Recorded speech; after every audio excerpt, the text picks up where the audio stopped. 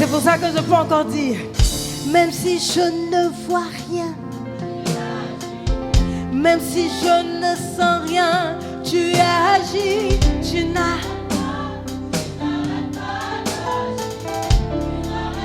Maintenant regarde ton voisin, dit, même si tu ne vois rien. Dis à ton voisin, même si tu ne sens rien, il n'arrête pas. Maintenant prends-le par la main et redis-le avec plus de foi. Dis-le lui. Même si tu ne vois rien, même si tu ne sens rien, il agit. Ah! Dis-le encore. Même si tu ne vois rien, même si tu n'as pas les frissons,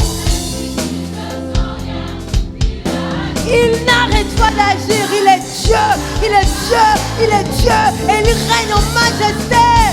Même si tu ne vois rien, même si tu ne sens rien, il n'arrête pas. Il n'arrête pas. Et je prie que vraiment cette chanson, cette mélodie, ces paroles t'accompagnent toute la semaine. Alléluia. Nous servons un Dieu vivant qui n'arrête pas d'agir. Je n'ai pas besoin de voir, je n'ai pas besoin d'avoir des frissons particuliers. Je sais qu'il agit parce qu'il est Dieu au-dessus de toutes choses. Et je sais que tu n'arrêtes pas d'agir. En anglais, on dit all things are working for my good. Yeah, you understand? Huh? Yeah, exactly. It's okay. On peut encore dire en anglais Zembi Bouboué. Voilà. Yes. Voilà. Et puis je peux même te dire encore pour dire en anglais comment tu vas dire Bouedi. Yes. Matsang. Amen. On faisait les sondages, on dit l'ethnie la plus nombreuse à l'Assemblée basse donnée au Gabon, ce sont les Nzebi. Donc je sens qu'en dirait on va commencer à Bakumba.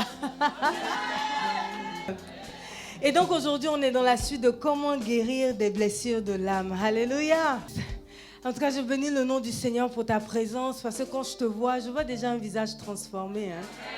Je vois un visage qui est déjà rétabli, guéri de ses blessures émotionnelles. Amen. Et comme je dis souvent, il y avait une sœur, elle se reconnaîtra au son de ma voix. L'année passée, quand elle venait au début là, à l'église, elle pleurait son mot. On chante, elle pleure. On prêche, elle pleure. Tu lui dis bonjour, elle pleure, ne la regarde pas, tout ça, on savait que c'est elle. Et quand elle est venue dans mon bureau, elle ne peut pas parler, elle pleure. Et je lui ai dit cette parole. Je lui ai dit, regarde, aujourd'hui tu pleures, non? Demain on rira. Amen. Que tu seras guéri. Sèche tes larmes, c'est rien. Elle m'a regardé, genre désabusée. Si elle te dit aujourd'hui qu'il sait, tu ne vas pas me croire. Mais parce qu'elle chante et danse dans le groupe de louange. Tu ne peux même pas savoir que l'année passée, elle pleurait. Amen. Donc quand je te dis que tu vas bien là, ce n'est pas juste pour le dire. C'est du concret. Même si tu ne sens pas, il agit. Il n'arrête pas. Non, il n'arrête pas. Donc, moi, paniquez-en. Jésus obéit, situation en main. Et donc, le Seigneur, en fait, nous faisait visiter les blessures émotionnelles. Il nous a expliqué ce qu'est une blessure émotionnelle. C'est le mal à l'âme qui t'empêche d'être toi-même. Si tu veux, c'est la douleur émotionnelle qui te transforme. Ça fait que quoi? Si on a beaucoup crié sur toi, il y a un truc, il y a des enfants quand ils sont petits, ils font des câlins à tout le monde.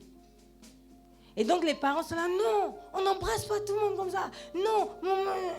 Cet enfant, en général, quand il grandit, il devient froid. Donc, il n'est plus lui-même à cause de sa blessure émotionnelle. Amen. Les causes générales d'une blessure de l'âme, il y a 1, le rejet, 2, l'abandon, 3, l'humiliation, 4, la trahison, 5, l'injustice. Et ce qui est merveilleux, Si tu as un ressenti de 1, 2, 3, 4, 5, c'est-à-dire que tu as eu l'impression que tu es blessé émotionnellement.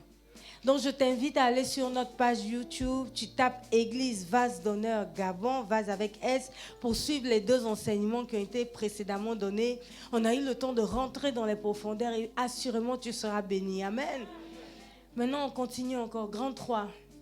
Les conséquences des blessures émotionnelles. 1, ta lumière s'éteint. 2, tu perds de la vision. 3, perte de l'ouïe. Et on avait dit quoi? Quand tu n'entends pas, tu ne parles pas. En général, les sourds muets, ils sont muets parce qu'ils sont sourds, c'est tout. Dès lors qu'ils retrouvent l'entendement, c'est pour ça que quand on leur met l'appareil pour amplifier l'ouïe, j'ai failli dire l'audition. On peut dire ça aussi quand même, voilà. C'est comme je suis docteur aujourd'hui, il faut qu'il fasse attention à mes mots. Donc, lorsqu'on amplifie son audition, il entend, du coup il peut parler. Donc quand tu perds l'ouïe, tu perds la parole. Et quand tu perds la parole, la Bible dit que quoi? Le pouvoir est au bout de ta langue. Donc si tu perds ta parole, tu perds ta langue, tu es foutu. Et le résultat, c'est que tu es aveugle, sourd et perdu. Et on a donné des versets que tu pourras relire à la maison qui te feront comprendre l'importance, en fait, les dangers de perdre la vision et d'être dans les ténèbres. Amen. Et on a fait des illustrations dimanche passé par rapport à cela. Et aujourd'hui, nous allons voir comment s'en sortir. Mais c'est Nancy qui a attiré mon attention. Je n'ai pas mis comment gérer les émotions. Rapidement, pour gérer tes émotions, d'abord, il faut accepter que tu as des émotions. Tout le monde a des émotions. Même l'homme le plus froid de la terre a des émotions et ne peut pas vivre sans émotions parce que Dieu nous a créés ainsi, nous avons notre âme. C'est ce qui nous permet de vivre pleinement un moment heureux et de vivre aussi pleinement un moment malheureux. C'est ce qui fait que l'être humain est unique. Amen. Pour pouvoir gérer tes émotions, il faut d'abord, les reconnaître, les accepter. Secondo, décider de ne pas fonctionner selon tes émotions. En fait, c'est une décision que tu prends. Tu vois, par exemple, je dis un exemple banal, ton patron t'énerve. Mais comme c'est ton patron de toi à moi, est-ce que la colère là va faire que tu vas l'insulter? Pourtant, tu es en colère. Mais tu es conscient que si tu dépasses les bornes, tu perds ton travail. Sauf si tu es zinzin comme moi, ne sois pas zinzin comme moi. On m'a licencié plusieurs fois à cause de ça. Amen. Et j'ai assumé. J'ai assumé. C'était avant, oui. Au charbonnage, quand j'étais au charbonnage. Et donc, en réalité, tu as la capacité de contrôler tes émotions. Amen. Lorsque tu es dans un certain cadre, tu vas te rendre compte que tu te maîtrises. Mais c'est quand tu es en famille, quand tu es chez toi, que tu as envie de te lâcher. C'est une erreur. En fait, ton émotion, tu dois la déposer au pied du Seigneur. C'est pour ça que j'aime beaucoup les temps de méditation, les temps de prière. C'est à ce moment-là que tu peux dire à Dieu ce qu'on appelle la prière d'écoute, comme nous l'a dit le pasteur Méliane. Seigneur, ce matin, XY m'a énervé. J'avais envie d'insulter son papa et d'insulter sa maman et ses aïeuls que nous ne connaissons pas. Oui, il y a des jours comme ça. Mais à cause de toi, je me suis maîtrisée. Tu vois, non, tu es en train d'expliquer à Dieu. En fait, en faisant ça, et il faut le faire à haute voix. Prier dans son cœur, ça là, ça ne marche pas. Ça, c'est des choses, il faut dire à haute voix, il faut s'enfermer. C'est pour ça qu'on dit, quand tu veux prier, entre-temps dans ta chambre et ferme la porte derrière toi. Ça, c'est des prières du lieu secret. Personne ne doit entendre. Tu dis, mais à cause de toi, je me suis pas énervée. Peut-être tu dis que la colère, là, c'est pas bon. Mais voilà ce qu'il m'a fait. Je trouve ça injuste. Dieu, pourquoi? Donc, comme ça, tu vides toutes tes émotions devant Dieu. Les émotions qui sont positives. Parce que quand tu ressens le Saint-Esprit te toucher, c'est une émotion positive. Donc, les émotions qui sont positives, Dieu va les laisser. C'est là où, en général, tu pars en prière, en colère. Et puis, pendant que tu pries, le temps que tu dis Amen, il y a une paix. C'est une nouvelle émotion. Donc, l'émotion n'est pas mauvaise. C'est l'orientation de l'émotion, le problème. Et il ne faut pas qu'elle soit celle-là qui te dirige. Pour sortir d'un goumen, peut-être on doit faire un thème spécial. Comment guérir d'un goumen? Amen. faut venir devant Dieu et puis dire, je n'arrive pas à m'en sortir, je n'arrive pas à me passer de telle personne, sachant qu'elle me fait du mal. Délivre-moi. Amen. Et quand tu vas prier comme ça, tu vas voir que Dieu, en fait, au fur et à mesure que tu vas parler, et j'insiste à haute voix, c'est comme si Dieu prend ça et puis te donne autre chose. C'est la partie du fond où tu vois la personne, tu la salues comme si de rien n'était, toi-même tu es étonné. Parce que Dieu t'a guéri. C'est des prières qui prennent du temps. Donc il faut prier plus longtemps que prévu. Et il faut vraiment venir devant Dieu. Parce que l'âme là, le médecin ne peut pas guérir ça. On peut te donner des médicaments pour t'assommer, pour que tu dormes. Mais on ne peut pas te donner un médicament pour guérir ton âme. Il n'y a que Jésus-Christ qui puisse guérir ton âme. Même le psychologue, qui est un clinicien, ou le psychiatre, qui est un médecin, c'est bien ça, non, docteur? Voilà, tout à fait. Voilà, collègue. Ils ne peuvent pas. En général, même les psychiatres et les psychologues ont besoin d'aide. Parce qu'à force d'entendre les douleurs des autres, là, ça les déforme. Je vous assure, personne ne peut prendre la douleur, la peine d'un homme et vivre ensemble, et puis tu évolues. À un moment, ça te détruit. Il n'y a que Jésus-Christ seul de Nazareth qui est capable, au travers du Saint-Esprit, de venir porter tes fardeaux et les fardeaux d'autrui. Parce que tu te retrouves dans le couple, mais en fait, tu portes l'autre. Et tu es épuisé dans cette relation. S'il ne t'a pas épousé, quitte.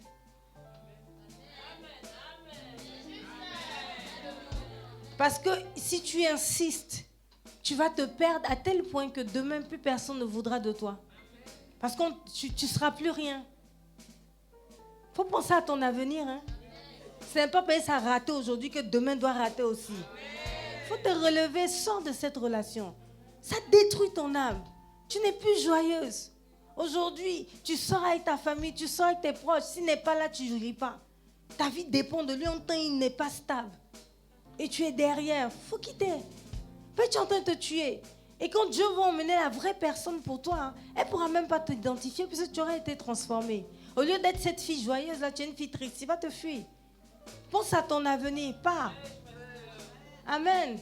Maintenant, mieux vaut littéralement être seul que mal accompagné. Tu n'as pas besoin d'un homme pour t'épanouir. Tu n'as pas besoin d'une femme pour t'épanouir. Si tu n'arrives pas à t'épanouir seul, ça ne sert à rien. Tu vas aller de relation en relation et accuser les autres alors que le problème vient de toi. Amen. On va maintenant dans comment s'en sortir. Et ça touche un peu ce que je viens de dire. La petite, il faut identifier ses émotions. Il faut les nommer. Je disais encore au premier culte, il y a certains là, quand ils piquent des crises de colère, ils sont tellement spirituels, que quand tu as dit, mais tu es énervé, non. Moi, je ne m'énerve jamais. Hein? Oh, c'est le péché. Entends, il est comme ça. Joe, tu es énervé, Tu vois, il y a d'autres. Oh, je te dis quelque chose, tu es triste, hein, ça te fait mal. Entends, la lame est dans l'œil. Et puis elle dit, non. Elle le sourit jaune. Hein. Ça va? Si tu es triste, faut être triste. Donc pleure. Comme disait mon amie française, pleurer c'est thérapeutique, Anna. Je ne sais pas pourquoi les Africains, vous n'aimez pas pleurer. Ça t'enlève rien. Et ce jour-là, j'ai pleuré dans ses bras. Et ça m'a fait du bien. Tu peux pleurer. Si tu es triste, il faut nommer tes émotions. Ne te mens pas. Tu es en colère, tu es fâché. Il faut nommer. Quand tu sens que ça ne va pas, assieds-toi. Et puis pose-toi des questions. Qu'est-ce que je ressens? Je suis triste? Ou bien je ressens un vide? Ou bien, tu vois, pose-toi les questions et nomme l'émotion. Une fois que tu as nommé l'émotion, il faut maintenant prier pour que Dieu t'aide à comprendre les origines de cette émotion. Parce que si tu es juste énervé, parce qu'au travail, on t'a donné quelque chose à faire, ça c'est la surface. Qu'est-ce qui a fait que ça t'a énervé? La façon dont il t'a parlé. En fait, qu'est-ce qu'il y a derrière? Identifier les origines de ces émotions, c'est le Saint-Esprit qui vient te permettre de comprendre quelle est la profondeur derrière. Chaque émotion vient réveiller une blessure passée. Cette blessure passée doit être révélée, c'est celle-là qu'il faut traiter. Amen. Donc ça ne sert plus à rien et c'est là où tu comprends mieux Jésus. C'est là où quand on t'insulte, tu ne réagis plus. Mais tu ne vois plus la personne. Tu vois, je me souviens, il y a une fille, on marchait ensemble. Et puis, quelqu'un m'a dit, oh, toi, tu fais le Kwanzaa. Non, mais j'ai rigolé de ouf, quoi. Puis il dit, oui. Il a même fait piqûre. Pour changer mon temps encore. Mais j'ai rigolé. Maintenant, après, j'étais avec ma cousine. Qui est dedans, quoi. Avant, elle était noire comme mon père.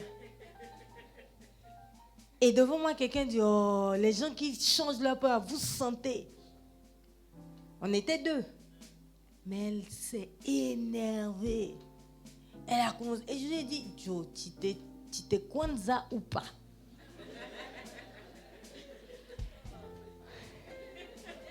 Non, dans ma famille, on est frères. Il y a des frères qui sont venus, à qui se sont assis à notre table. Hein?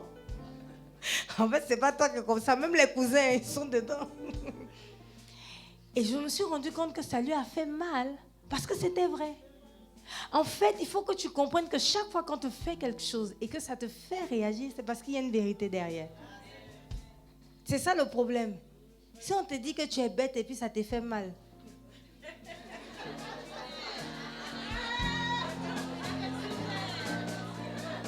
Là, les gens refusent l'exemple. On est un pasteur arrivé là-bas, on te supplie. Ça ne veut pas dire que tu es bête, mais ça veut dire que tu te sens bête. Et pourquoi tu te sens comme ça? Question. Donc c'est ça qu'il faut traiter. Ce n'est pas la personne qui t'a dit que tu es bête. On s'est compris, non? C'est passé. La pilule, on a avalé. Oh, je n'ai même pas terminé, tu étais déjà fâché. Voilà, on a identifié l'émotion et l'origine. En fait, ça te permet de ne plus être... Tu vois, moi j'ai une autre amie là, elle était première de classe. Donc on lui dit, oh, toi là, je ne sais plus le process, toi tu es trop bête, elle rit. Ben, c'est qu'elle est intelligente. Donc il m'a dit, tu es trop bête.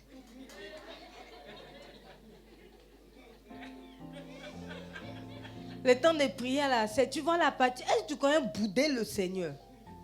Moi, il y avait les kits dans ça. Si tu viens, bon, et tu viens comme ça dans ta chambre, éternel Dieu de grâce, Dieu de bonté, je viens vers toi. Puis tu es maintenant vers lui, puis tu es comment? Non, vous pouvez faire ça. Hein? Bon, moi, j'étais courageuse. Et puis, bon, j'avais 16 ans aussi, hein, à ma décharge. Voilà. Puis, je regarde le Seigneur.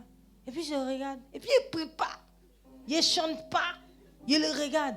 Et puis, arrivé un moment, quand on me dit que je suis bête, là, c'est normal. Pourquoi tu as laissé faire ça? Puis, j'avais une prière. Que ce fils de circoncis, Seigneur! Mais parce qu'au fond de moi, j'étais complexée à la base. J'ai eu des frères très, très intelligents. Donc, on ne voyait que mes frères. On ne m'a jamais dit qu'elle était bête, mais moi-même, j'ai déduit suite aux bonnes notes. Et voilà. Jusqu'à mon frère même, il a oublié. Jean-Charles, on a fait test de QI. Il ne fallait pas. Lui, il a oublié. Moi, jusqu'à aujourd'hui, j'ai nos résultats. Parce qu'il me dit, mais non, j'ai dit, laisse ça. Entends, lui, il était dans la ligne des sudoués. Mais moi, il était dans les doués. Mais ils n'ont pas regardé ça. Ces sudoués des Jean-Charles, là, ils ont vu. Donc, du coup, une déduction s'est faite depuis ce temps. Donc, le mot bête, en fait, revient de la scène qui s'était passée plus loin encore. Tu vois, on commence à redescendre. Tu sais, au début, je pensais à ma meilleure amie. Après, maintenant, le Seigneur me refait redescendre. Quand vous étiez jeune, vous avez fait un test de QI. Voilà. Après, il me fait redescendre encore. Et moi, ma vie, ça se limitait à Jean-Charles. Donc, quand on redescend encore, quand on était petit, puis celui, il a parlé, les parents disent, je n'étais pas. Ils disent qu'il a parlé à 8 mois. Quand il a marché à 8 mois, chaque fois qu'il dit, hein? Mon cher, je n'étais pas là. C'est eux qui ont dit. Que l'enfant, il est trop doué, il est super intelligent. Ou bien vous partez ensemble faire un cours. 3 ans plus tard, il n'a pas pris de notes, mais il raconte le cours. Voilà. Ensuite, il faut que tu te répandes. Bon, moi, c'est un peu plus facile pour moi parce que mes parents sont convertis. Donc, par exemple, moi, j'ai fait asseoir mes parents et je leur racontais toutes les blessures que j'avais. Et en fait, ce n'était que ma perception des choses. C'était tellement faux. Fait qu'ils ont commencé à parler, mais non, c'était pour te challenger. On n'a pas dit que tu es bête, hein, mais lui, il est très fort. Je me suis consolée en me disant ça peut sauter sur mon enfant, parce que c'est génétique. Oh. C'est comme ça que j'ai eu la vie sauve. Je dis, hein, donc s'il y a quelqu'un qui est surdoué dans ma famille, c'est que ça peut sortir de mon enfant. Donc c'est nous tous, on est surdoués. Amen. C'est fini. Et tout. Et surtout, l'autre truc aussi que j'ai compris, c'est qu'à force de marcher les gens intelligents, ça te contamine, que tu le veuilles ou pas, ça te tire vers le haut. Il faut se repentir. Vraiment. Parce que ça te déforme. Certaines filles sont allées avec des hommes à cause de leurs blessures émotionnelles. Et sont dans le péché à cause de ça. Il faut te repentir. Amen. Quand il parle de ça, il y a un silence. Il y a beaucoup de copains ici. Eh Dieu, on vient à l'église. Vous ne faites pas ça, les filles. Mais c'est ça, là, les gars, là, nous parlent mal. Que, oh, vous, les églises d'éveil, là, pourtant, on dort la nuit ici ensemble. Ah, c'est pas bien. Mais ça fait qu'ils n'apprécient même pas ton Dieu. Ils te voient en fou, ça fait rien. Genre léger, flequet. Oh. Quand on dit vase d'honneur, quand ils voient mon visage, mais ils zappent comme ça même. Oh, faut être dur. Faut dire, mon Dieu m'a dit de vivre la chasteté. Mon corps est le temple du Saint-Esprit. Tu veux toucher, tu me maries. Amen. Faut. Tu sais, à Abidjan, on a un stade. Les gars font un humour. Hein. Quand on finit le MS Live, tout le monde va sur les réseaux sociaux, les païens, que hey, apprêtez-vous. Oh.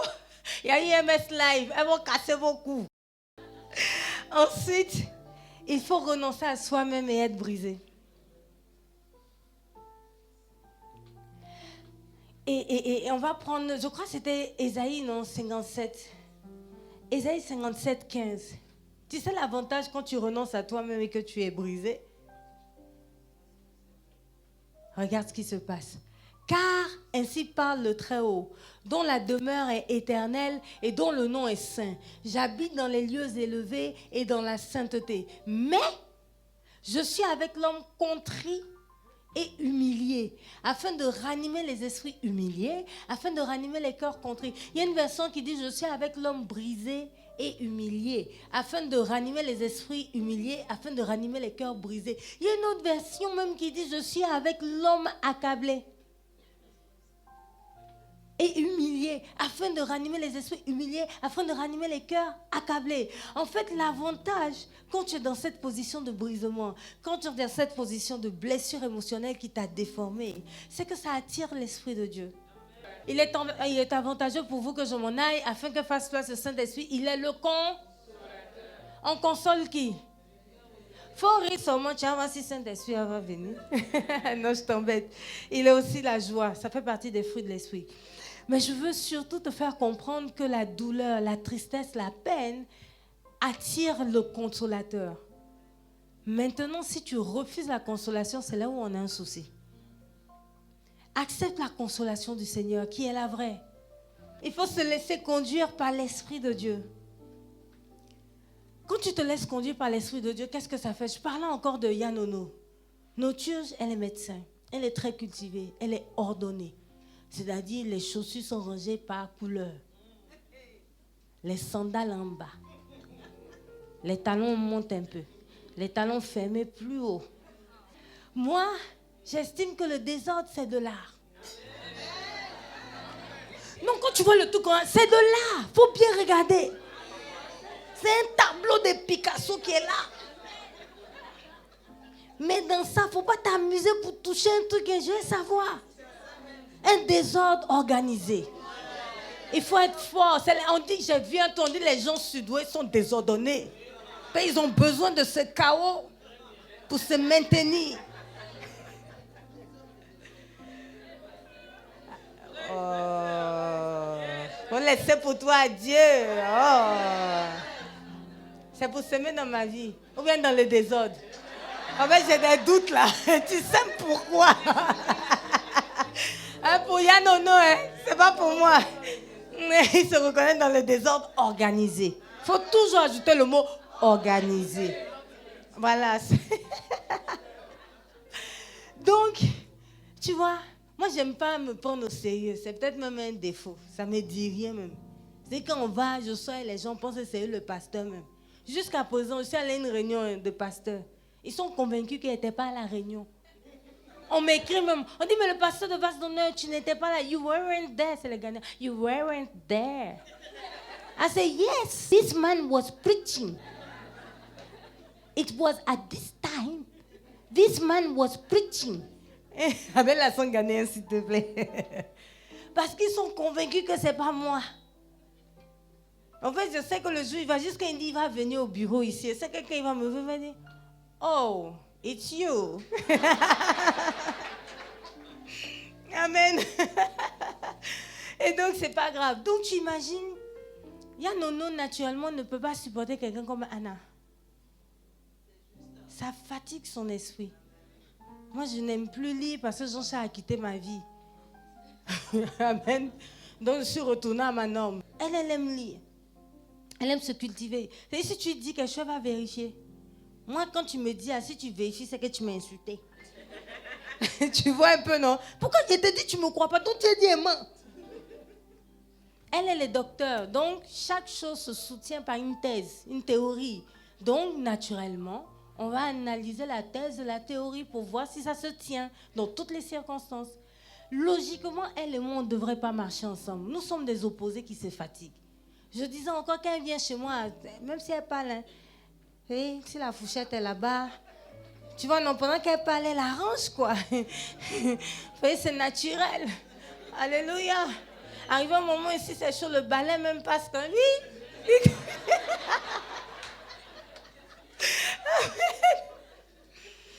Mais tu sais ce que ça m'a fait? Ça fait que quand Nono doit venir, je range. Mais je n'ai pas encore atteint son niveau, elle range un peu encore. Mais sinon, je range. Mais elle ne balaye plus, hein. Ça c'est fini. Ça quand même, là, ça m'a choqué. Payer ma maison. Je dis, hé Dieu, mon enfant, il ne faut plus faire ça. Il y a quand même des gens à l'église dimanche, ils prient, ils disent, Dieu va t'utiliser pour leur parler. Ta maison n'a qu'à être propre pour moi. Qu'est-ce que ça fait? À cause d'elle, je balaye. À cause d'elle, je suis moins désordonnée. Et elle, à cause de moi, elle supporte mieux le désordre. Ça l'amuse. C'est-à-dire, maintenant, il y en a qui dit quelque chose. Il dit, c'est ça, c'est ça. Il dit, ok, c'est ça, c'est ça. Tu vois, elle ne va pas les vérifier. Amen. Mais avant de lui dire quelque chose, moi, je m'assure que j'ai vérifié. En fait, au contact l'une de l'autre, on est devenus meilleurs. S'il y a Nono pour les anciens, ils peuvent témoigner, elle est plus cool maintenant, n'est-ce pas? Ça va, elle était sérieuse à l'église. Hein? Les gens, quand tu dis un truc qui n'a pas de sens, c'est... Mais c'est l'Esprit de Dieu qui m'a fait comprendre qu'en Nauturge, il y a ce qui me manque. Et qui lui a fait comprendre aussi qu'en elle, qu'en moi, il y a ce qui lui manque. Parce que quand on s'est vu, on a eu un palabre une fois, là, je n'ai jamais oublié Ali Bandeng dans mon bureau. Et quand on a fini, c'est pour ça là, il faut écouter l'Esprit de Dieu. J'étais très fâchée contre elle. Je disais, oui, d'ailleurs moi, toujours moi-même, j'aime les gens vite comme ça. Bon, il y a Iral et Iknan, mais ça s'arrêtait à Iral, Iknan, Nema. Comment toi tu peux être camarade à des enfants sans leurs parents? Est-ce que ça a un sens? Anyway. Et donc pendant que je me fâchais, c'est Dieu qui me parlait. Il dit, tu as besoin d'elle. Anna, ça va pas. Tu ne peux pas continuer dans ce désordre. Tu ne peux pas continuer avec cette légèreté. Tu prêches, mais on ne sait pas c'est quel verset qui soutient ce que tu dis. Tu dis un truc, tu n'as même pas pris le temps. Pourtant, tu es éduqué, tu n'as pas pris le temps de faire des recherches. Et en autre chose aussi, Dieu a parlé. Que bon, il faut lâcher un peu prise. C'est vrai, Anna, elle est comme ça, mais elle est un peu drôle, non? Est-ce qu'on ne profite pas de la vie comme ça? C'est moi qui invente ce que Dieu lui a dit. J'en profite pour faire mon atalakou. Alors... On n'est jamais mieux servi que par soi-même. Je suppose que Dieu lui a parlé comme ça. Parce que du coup, quand on s'est revu la semaine qui a suivi, je vous assure, jusqu'à aujourd'hui, les gens ne savent pas quand on s'est disputé. C'est ça l'avantage quand tu laisses l'Esprit de Dieu te diriger. Et je bénis Dieu, c'est que cette femme l'a fait pour moi. Ma famille, mon père lui-même. Jusqu'à quand papa veut me critiquer, c'est chez nous. Tu dis pas, oh. Il me critique, oh, là-bas. Tu dis, papa, ça va aller, ça va aller. Aujourd'hui, elle est une vraie bénédiction. Et si je n'avais pas été à son contact, je n'aurais pas été meilleure. Mais ça, c'est... j'aime le rire, là. J'aime le rire, je kiffe. Ça, c'est un collègue. Et donc, en fait, avant, la Anna d'avant, j'aurais dit non. Moi, les gens trop sérieux, là, ça passe pas. Mais je vais vouloir rigoler. Tu sais, les gens qui plaisantent dans le funérailles, là, c'est nous. Donc, j'avais conclu que je ne marche pas avec un type de personne au risque de les énerver. Mais quand l'Esprit de Dieu vient dans ta vie, il t'apprend qu'il y a des moments où on ne plaisante pas. Amen. Et il permet que tu sois au contact de ton opposé. Mais si tu n'as pas l'Esprit de Dieu, quand tu vas venir, tu vois, parfois certains ont raté le mari de leur vie. Hein. Parce qu'ils n'ont pas discerné. Il y a eu le premier clash. Ah non, moi je ne suis pas dedans. Ce n'est pas ce que tes émotions te disent que tu dois suivre. C'est ce que l'Esprit de Dieu te dit. Enfin, allons au point 6. Il faut que tu serves Dieu dans ta communauté. Rentre dans une tribu. Je t'annonce que nous commençons les tribus. Amen. Qu'est-ce qui va faire que tu vas te retrouver au contact de quelqu'un que tu ne pifferais pas? En général, c'est à l'église. Hein. Puisque là, on vient servir Dieu. Tu es coincé. Au travail, tu vas créer des clans. Tu vas choisir ton clan. Oh, dis amen. Mais ça, c'est quand tu es au charbonnage. Voilà. Mais à l'église, comme vous avez un objectif spirituel, c'est différent. Surtout les groupes de louanges. Quand le voisin, sa bouche sent. Et puis vous êtes sur le même micro. Ah, moi j'ai souffert. Hein. Moi, 20 ans de groupe de louanges. Il y a 20 ans d'odeur. Il y a d'autres qui sont comme moi, on postillonne. Et puis à un moment, quand on chante, on colle notre bouche sur le micro. Mais comme tu es dans le groupe de louanges, que tu sais que tu sers Dieu, qu'est-ce que tu vas faire? Tu vas supporter l'odeur, oui ou non? En fait, il n'y a que dans le service, dans l'église, que tu pourras te développer. Amen. C'est là où tout le monde va te dire, toi là, tu aimes trop parler, tais-toi. C'est là où tu arrives à 7h02, on te dit c'est 7h00, rentre chez toi. Aïe, ça fait mal, hein? Et ça va. Ça arrive un moment quand tu es tellement blessé, tu t'abandonnes. Tu sais, une femme qui se retrouve dans une situation où elle était avec un homme qui la bat. Quand demain elle se retrouve avec un homme qui crie là, c'est amusement pour elle. Mais entends, toi tu as dit, mais il crie. Mais elle vient de plus loin. Ça a développé un caractère qui fait que finalement elle est plus... En tout cas, anyway, mon exemple choque, mais c'est pas grave. Mais sinon c'est vrai hein, ce qu'elle dit. Hein. Ça te développe un nouveau coffre. En fait, je veux dire que le brisement là, ça te développe un nouveau caractère qui te permet de ressembler à Dieu. Ça te développe un nouveau caractère. Quand on t'oblige à nettoyer des toilettes, le popo d'autrui. Il y a des gens à l'église.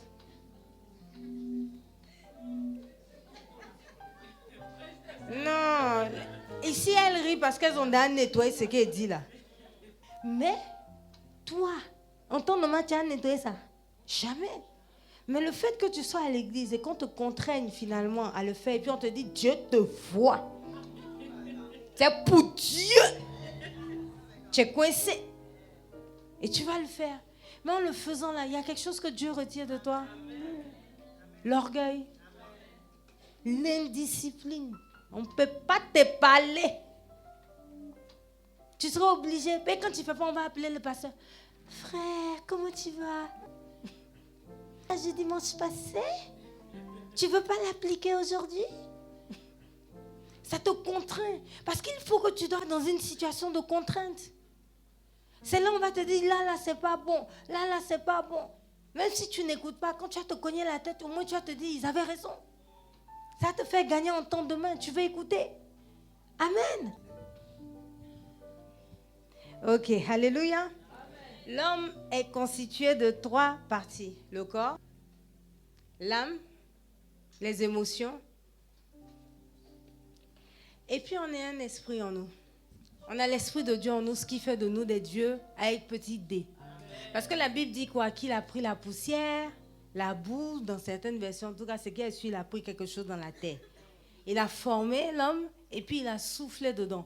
Donc en soufflant, il nous a donné une partie de lui qui constitue notre esprit ou notre conscience ou notre subconscient ou notre raison, la voix qui est dans ta tête. L'âme, c'est le siège de tes émotions. Ce qui fait que tu ressens la joie, la tristesse, c'est plutôt ton âme. Le corps, c'est ce qui fait que tu as faim. Donc, en général, quand tu n'es pas converti, qu'est-ce qui se passe? Tu es dirigé par ton corps et ton âme. On est bien d'accord? Le corps et l'âme, ils vont de pair. Tu as des envies, oh, oh. Tu vas, oh, oh. Oui, c'est mieux que tu... En fait, ce qui se passe, chaque fois que quelque chose te déçoit, chaque fois que tu as une blessure émotionnelle, chaque fois que tu es en colère, c'est comme si on perce un trou en toi. C'est ça, voilà. L'esprit ne peut pas être touché. C'est pour ça que Mandela pouvait dire on peut m'enfermer, mais on ne peut pas enfermer mes idées. On te met en prison, mais tes idées demeurent. Et si tu as eu le temps de les communiquer à quelqu'un d'autre, elles continuent. L'esprit ne peut pas être touché. Par contre, l'esprit peut être souillé. Donc quoi, comme tu as vu de vilaines choses, tes pensées maintenant sont vilaines. Et donc, quand tu donnes ta vie à Jésus, mais là même je suis gentille, là on laisse même. Supposons que tu es amoureuse, qu'est-ce qui se passe?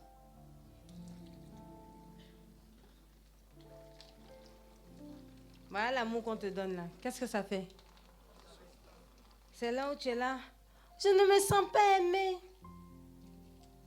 Non mais tu ne m'aimes pas. Donc lui aussi dit ok, il te fait plus de cadeaux. Non, tu me dis pas assez je t'aime. Chaque matin il te dit je t'aime. Non mais je ne comprends pas. Je ne me sens pas aimée. Qu'est-ce qui se passe? Tu ne seras jamais satisfait. Tu seras toujours vide. Et l'erreur, c'est que d'autres personnes, tu te dis, il faut aller ailleurs. En allant ailleurs, tu perces encore d'autres trous. Donc là, mais ça devient pire. Ton besoin encore plus pressant. Parce que tu es rassuré, tu as encore plus besoin d'amour, tu as encore plus besoin d'affection. Parce que ton esprit est inexistant. Maintenant, quand le Saint-Esprit vient dans ta vie, en fait, qu'est-ce qui se passe? Dieu remet les choses en ordre dans ta vie. Donc, au lieu que ce soit le corps et l'âme qui dirigent, ça devient maintenant l'esprit. Et maintenant, l'esprit attire l'esprit. Donc, le Saint-Esprit maintenant vient. Et il te remplit. Et il te remplit. Et en réalité, au début, tu es juste rempli. Bon, comme il n'y a pas beaucoup d'eau là, on ne peut pas bien faire. Sinon, normalement, non. L'eau va remplir la bassine et ça arrive à un moment où tu... Donc ça c'est là où on dit je suis revêtu. Au début, tu es rempli du Saint-Esprit. Donc ça remplit juste. Et puis maintenant, après, tu es immergé du Saint-Esprit. Tu es revêtu du Saint-Esprit. Donc là, ça va remplir toute la bassine. Et à ce moment-là, c'est l'esprit qui prend les décisions. Ce ne sont plus les émotions. Si tu ne fonctionnes pas avec le Saint-Esprit, fortifiant ton esprit, là, tu seras toujours insatisfait. Tu ne vas jamais te sentir aimé. Tu ne vas jamais être satisfait de ce que tu as. Il y aura toujours un problème. C'est là où tu marches avec quelqu'un, on est de bonne humeur, le soir tu le revois, il est triste. Parce que ce n'est pas l'esprit qui le guide. Amen. Il n'y a que le Saint-Esprit qui peut rendre ton esprit fort afin qu'il prenne le dessus sur le corps et sur l'âme. Et une fois que ton esprit a pris les commandes, c'est là où même le matin, quand tu te réveilles, pardon, moi ce matin, j'étais très malade. J'étais très très malade. Enfin, très très. J'appelle Jean-Charles Kahn, tu amplifies. Hein? Bon, j'étais très grippée. Mais tu vois la fièvre, comme quand on tape un peu ton corps là. Voilà. Donc quand je priais là, je n'entendais pas la voix de Dieu. Mais je ne marche pas avec mes émotions. Je sais qu'il est là. Je sais que j'ai rien fait, j'ai prié, j'ai pas péché pour dire que bon, le péché est venu gâter le coin. Donc bon, il est là. Et il va agir. Et il va parler. Parce que mon esprit est devenu plus fort. C'est à force de prier, à force de jeûner, à force d'être dans l'atmosphère. Ça fait que ton esprit se vivifie. Je n'ai plus les mêmes réactions. Moi-même, je me surprends. Avant, il n'était pas la bose. Il n'était pas la bose. Mais maintenant qu'on me parle mal, là. Même quand c'est monté, je me dis, un coup, il vient à l'église et puis il te voit. Tu vois, ça fait bizarre. Amen. Je parle en même temps à ceux qui sont très connus à Vazonner. Pensez à nous. Avant de répondre aux gens dehors. Parce que quand ils vont venir à l'église, ils vont te voir. Il ne faut pas qu'il y ait un choc. Amen. Laisse l'Esprit de Dieu te guider. Alléluia. Notre moment tire à sa fin. Amen.